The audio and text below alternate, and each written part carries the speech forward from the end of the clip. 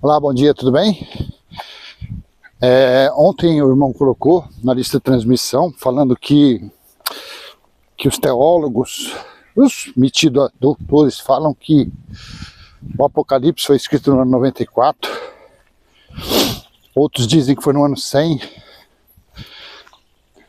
e por aí por diante, e vai por aí por diante. Mas aí eu passei para ele para explicar, para o teólogo explicar por que em Apocalipse capítulo 11, versículo 1 e 2, por que João falou que lhe deram um caniço, um instrumento de medição. Claro que isso foi uma figura de representação do que estava acontecendo quando aconteceu o Apocalipse 1:10, o dia do Senhor, quando João foi arrebatado no Espírito para escrever a respeito do dia do Senhor. E o dia do Senhor nós sabemos que foi o juízo, o julgamento de Deus. Como que pode um livro desse ter sido escrito depois do ano 70? Não vou colocar ano 94, ano 100, porque aí... Não, depois do ano 70. Como que pode ter sido isso? Porque no capítulo 11, versículo 1 e 2, o Espírito disse a João, em espírito, para ele medir o átrio exterior. Não, o átrio interior, ou seja, a parte interna do templo, onde os judeus adoravam a Deus, porque foi um mandamento dado a eles. Então o templo estava de pé. No capítulo 11, versículo 1 e 2. Estava de pé ainda o templo. Em 94, em 96 e no ano 100, não poderia ter essa fala, porque o templo foi derrubado no ano 70. É só você dar um Google aí que você vai entender que os estudiosos, os metidos doutores, eles sabem disso. Em seus estudos estercos teológicos, tem isso aí, que foi no ano 70, DC, quando o templo foi derrubado. A primeira vez foi lá no ano, não sei que ano, quando o rei da Babilônia cercou Samaria, e a segunda vez foi no ano 70.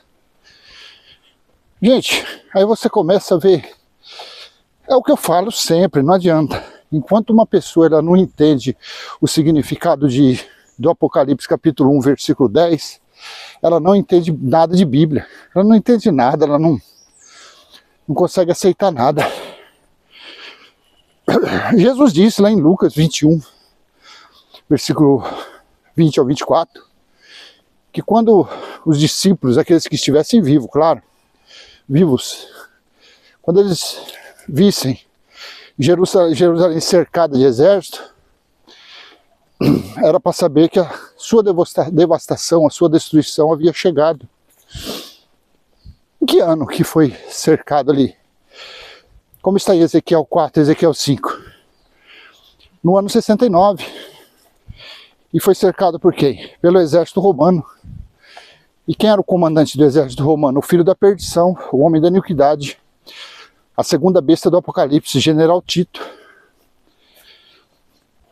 E da mesma forma que está lá em Apocalipse 11, 1 e 2, que não era para medir a parte externa, porque foi dado aos gentios para pisarem durante 42 meses, quando você faz a conta, 42 meses, não tenho a calculadora aqui, eu estou no Word, não dá para me fazer conta aqui, eu estou segurando aqui um suporte aqui, dá 3,5, eu não sei se é 42 dividido por 12 ou por 30, dá 3,5, 3 anos e meio. Então, deixa a parte externa para ser pisada pelos gentios, por 42 meses. Aí você vai lá para Lucas capítulo 21, versículo 24, e Jesus disse, até que se complete o tempo dos gentios, Jerusalém será pisada por eles. Você consegue entender? Não tem entendimento, eu acho, mais claro do que isso. Claro que se você tiver como colocar aí na lista de transmissão, coloque aí pra gente. Às vezes você achou alguma passagem, algum outro local que tem uma explicação melhor do que isso. Eu é que eu tô aqui caminhando, mas se eu fosse abrir o aplicativo e ler no aplicativo as passagens, esse vídeo ia ficar 2 horas aqui ou até mais, que provam que Jesus veio em juízo no ano 70. E que por isso que o livro do Apocalipse ele foi escrito para o julgamento de Deus, ele foi escrito para o juízo de Deus. E esse ocorreu lá na primeira era cristã, no ano 70. Quando Jesus disse lá em Mateus 24, do versículo 1 ao 3, ele disse que não ficaria pedra sobre pedra, seria derrubada. Aí no versículo 3, os discípulos ainda perguntam para ele assim: mas Senhor, quando virá o fim dos tempos? O fim dos tempos está em um contexto que fala sobre a queda do templo. Então, quando houvesse a queda do templo, seria o fim dos tempos, seria o julgamento final. Então está tudo escrito. Agora, não adianta se você não buscar entendimento próprio. É por isso que eu falo sempre, não acerte o seu com o meu e com o relógio de ninguém, acerte o seu com a Bíblia. Enquanto você não se desmamar da religião, enquanto você não se desligar dos ensinos teológicos, infelizmente sempre haverá uma dúvida, uma pulga atrás da sua orelha. Sempre haverá essa dúvida. E a única forma de você desligar, de você entender, é você ler. É você ser autoconfiante. Você acreditar naquilo que você está lendo. O que adianta? Você vem aqui agora, você abre sua Bíblia, vai lá, Apocalipse 11, 1 e 2. Está lá escrito. Aí você fala, realmente, o templo nos dias de João ainda estava de pé. E a história diz que o templo caiu no ano 70. Então, não pode ter sido escrito no ano 94. Não pode. Aí quando você vai buscar o entendimento de Apocalipse 1:10, 1:10, e era o dia do Senhor, eu estava no Espírito, ou fui arrebatado no dia do Senhor, e aí por diante. Aí você vai buscar entendimento a respeito do dia do Senhor, o que foi o dia do Senhor? O que significou o tão falado dia do Senhor pelos profetas? O que significou esse dia tão falado pelos profetas? Aí quando você, deixa eu ir por dentro aqui, aí quando você começa a entender o que significou esse capítulo, esse versículo, aí você já é meio caminho andado para você entender toda a Bíblia, todo o escrito bíblico. Aí você se desmama dos ensinos teológicos. Aí você entende a Bíblia. Não tem segredo nenhum. A Bíblia é um livro de história. É um livro totalmente de história. Não tem mais nada para acontecer. Tudo já se cumpriu, tudo já aconteceu. Mas eles não querem que você saiba disso. Porque se você souber disso, o que vai acontecer? Eles vão ter que trabalhar. E você sabe que trabalhar não é bom, né? Então por isso que eles ficam com essas fanfarrices por aí, com essas mentiraiadas, para te aprisionar, para te manter escravo, para você financiar a escória deles, para você ficar sustentando, enchendo a barriga desses mercenários. A verdade é essa. Então não tenho que discutir com esses camaradas. Se eu não vou entrar em debate com ninguém, porque Paulo mesmo falou, nos dias lá, há 2000 anos atrás, ele falou, para ninguém discutir com legalista, ninguém discutir com seguidor de Moisés.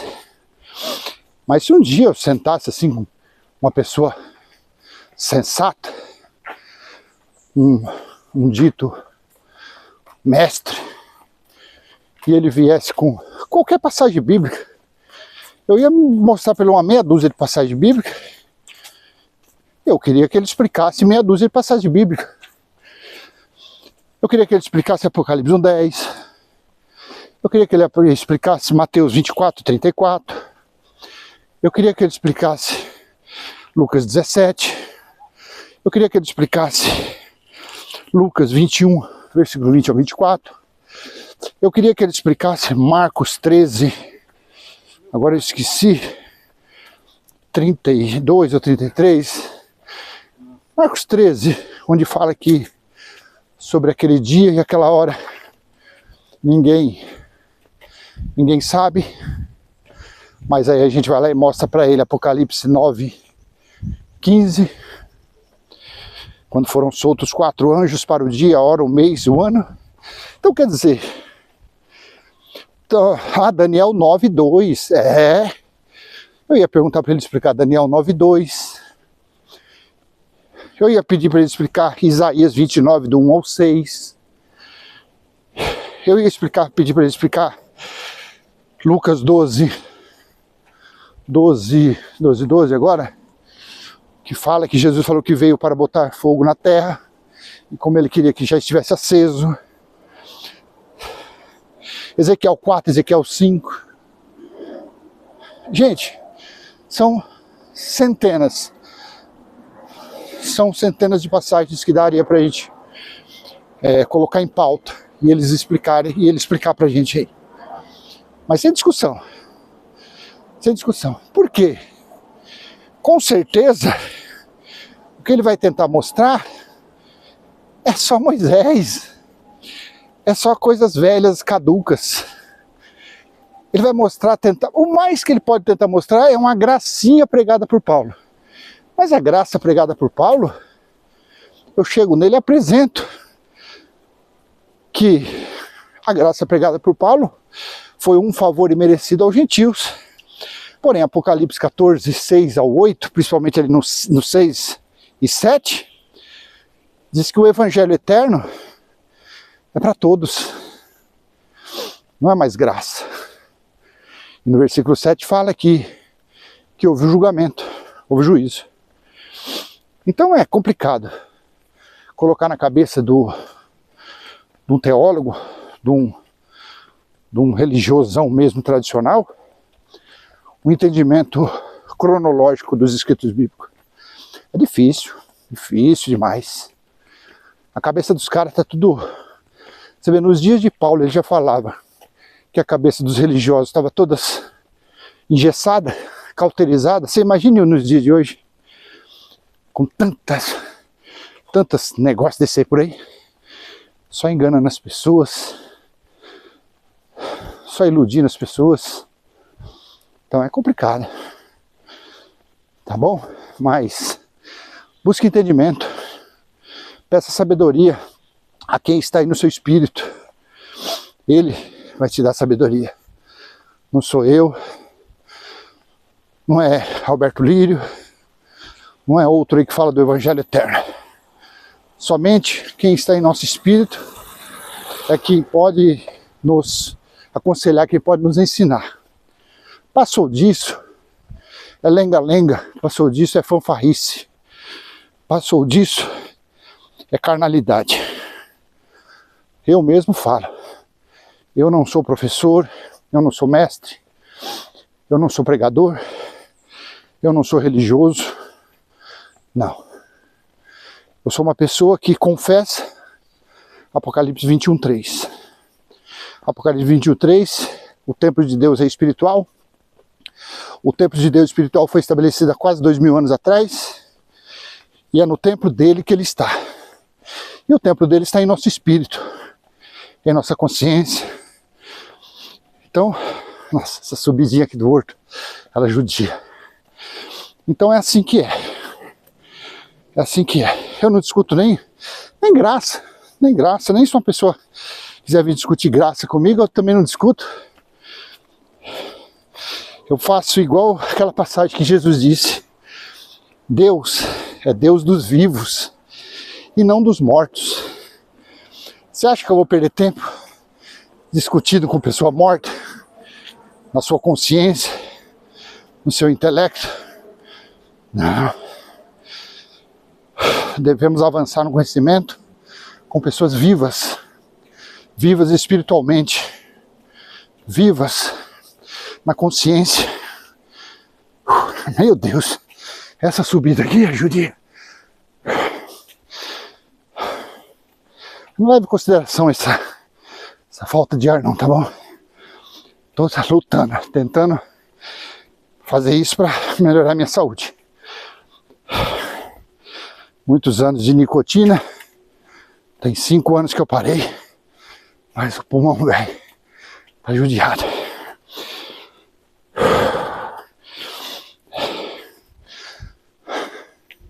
Deixa eu chegar aqui, ó.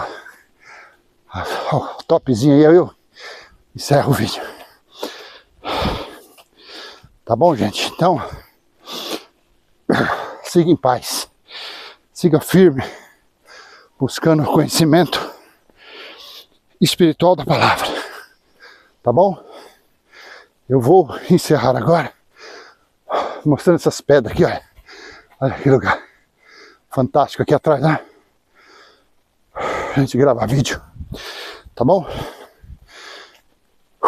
E se foi útil, dê aquele joinha, compartilhe, se inscreva no canal, ative o sininho e vamos em frente. Vamos em frente, passando o nosso simples e humilde entendimento. Quem sabe possa alcançar uma meia dúzia de pessoas. E vai lá na descrição, tá bom? Na descrição do vídeo lá embaixo tem o número do nosso WhatsApp.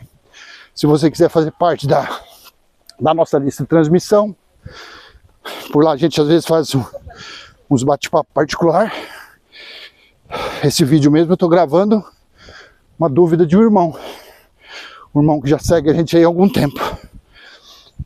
E se você tiver alguma dúvida, coloque lá que a gente passa o nosso entendimento. Não sou dono da verdade, é o que eu falo sempre, tá bom? Meu Deus, que absurdo hoje. Hoje tá doido. Sabe o que tá acontecendo? Eu tô passando a noite desde domingo passado. Tá com 10, 11 dias que eu tô toda... Meu pai operou do coração tem 1 mês e pouco. E no início correu tudo bem, mas ele já tem idade. Ele tem diabetes descontrolada. Ele tem... A principal doença dele é a doença do barbeiro, sabe? Aquela doença de Chagas. Então ele tá na UTI. Quase que ele se foi esse final de semana passado. Quase que ele se foi sexta para sábado agora, sábado para domingo. Quase que ele se foi. Então eu tô fazendo igual Davi. Davi, ele chorou, pranteou, jejuou. Eu não faço nada disso, tá? De jejum não. Mas eu chorei. Enquanto esteve vivo, a filha que ele teve, a filha ou o filho que teve lá, com a amante. Aí quando a pessoa lá, a criança, não sei se era homem ou mulher, morreu, ele fez festa, ele fez banquete. Aí foram e falaram: ô rei, por que o senhor está fazendo festa agora? Enquanto seu filho, sua filha estava vivo, você planteava, chorava, jejuava, ungia a cabeça e comia cuscuz sem ovo mal passado, e mocotó seu era cru, e agora que morreu, você está fazendo banquete. Aí ele disse que o que ele podia fazer era enquanto estava vivo, depois já era. É o meu caso. Então eu estou fazendo enquanto está vivo, eu estou curtindo ele, estou ali. Se for os últimos dias bem, a sequela ficou do AVC, agora se ele vai sair vivo de lá, não sei. Porque é o que eu falo para minha mulher de sempre, não vai me esperando que depois, quando ele estiver lá no mármore, quando ele tiver só o corpo carnal lá, vocês vão ver chorando, planteando, não. Porque é perigoso eu fazer um churrasco. Porque aí eu sei que o espírito dele voltou para casa. E esse sofrimento carnal dele acabou. Você entendeu como está a minha situação? Então eu tô cansado. Você sabe que você ficar à noite, você não dorme bem, você toda hora entra enfermeiro e ele está sendo muito bem tratado no hospital. Hospital particular aí, muito bem tratado. Então toda hora o enfermeiro vem, vira ele, lava ele, dá banho nele, faz isso, faz aquilo. E então eu tô cansado. Aí junta ainda mais saladeirinha, meu irmão. Aí o bicho pega, tá bom? Deixa eu continuar minha caminhada, daqui a pouco eu vou fazer outro vídeo. Abraço, bom dia, tchau, tchau.